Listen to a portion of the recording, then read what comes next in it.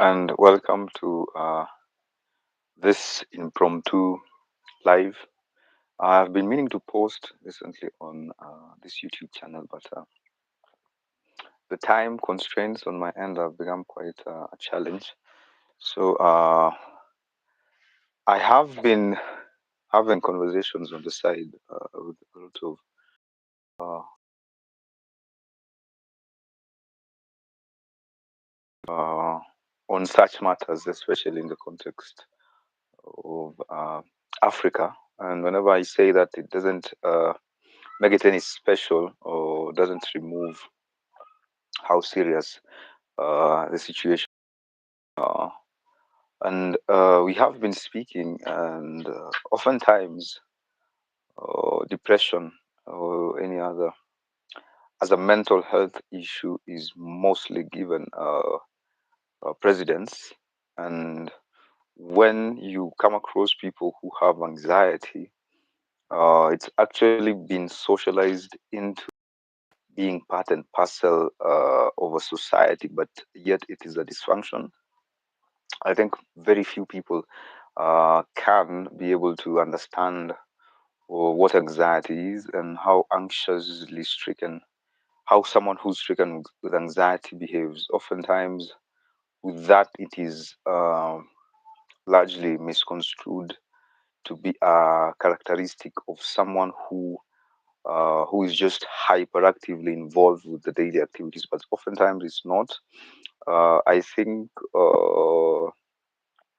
I think on a personal level, I would like to believe that anxiety as well causes so much social rift between people, especially in the African context. I think I'm especially focused on that because I feel like every resource online pertaining mental health has to be tailored to the environment because oftentimes the mind cannot exist in a vacuum, and what seems to be diagnostic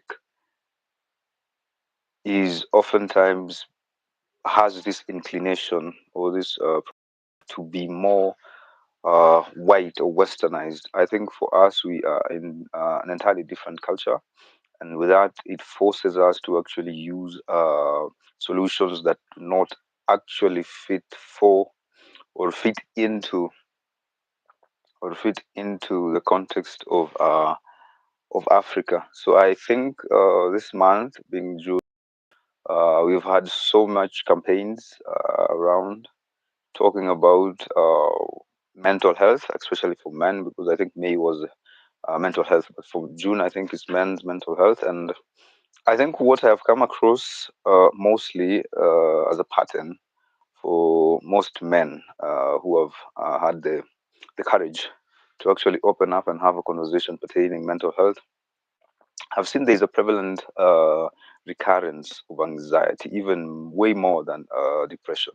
But I don't have the sample size that I'm using to infer that may be slightly less. But I think anxiety ought also to have a seat on the table, the mental health table, because I've seen that there's a lot that goes undetected because people assume that when you see an anxious man, and anxiety for me, how I would define anxiety is just somebody who has had his I can see unfortunately uh, due to the lighting situation. Uh, Thank you for the comment, but you have to bear with me. This is the best positioning that I can actually sit there. The rest of the house, I would have taken position there, but it's dark and it's even worse because there is a lot of disarrangement. Uh, Anthony, thank you for the for the recognition.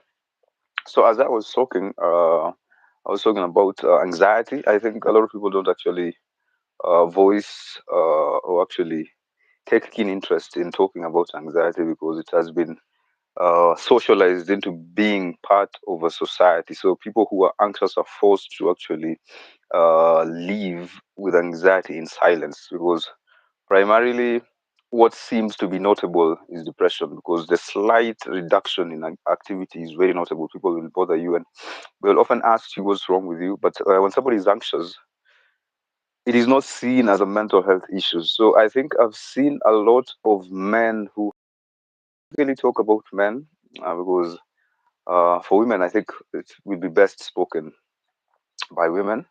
I don't want to overly speak, because I think women have different software settings. I think for men, anxiety is becoming a problem, and I'm saying this coming from a country that is bombarded daily by political, social, and economic stress.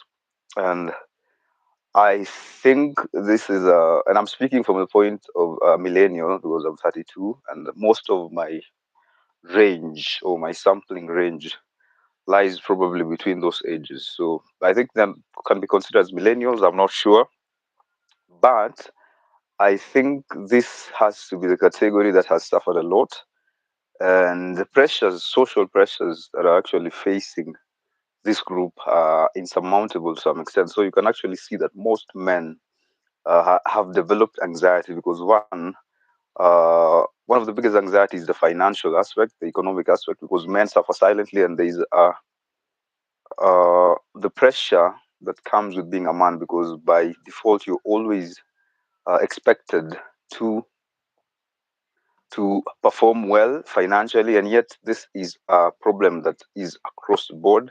So I think there's a lot of 30-year-old something men who are coming to the realization that the economic sphere is one difficult sphere to circumvent, and that is why I think a lot of men are actually choosing alternative resources, which are negative. That's why there's a prevalent increase in the use of drug and alcohol abuse.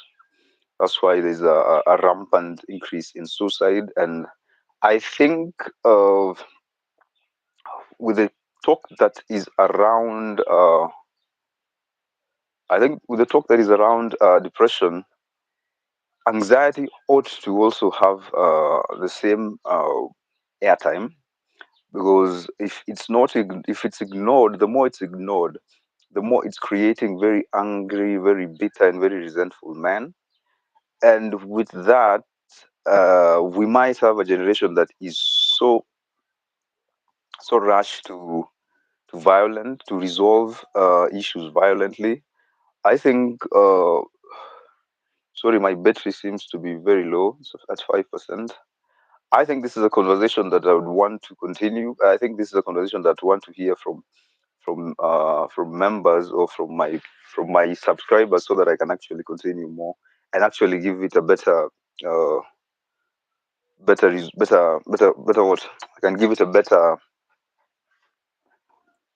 I can give it a better thinking through, so that I can actually give you more information. I think we need to also have a campaign that helps anxiety. I think we need to have a campaign that helps men deal with pain, men deal with anger, the disappointment and frustration that comes with life. I think we also have to have avenues whereby such conversations actually do not seem like they are an attack on esteem.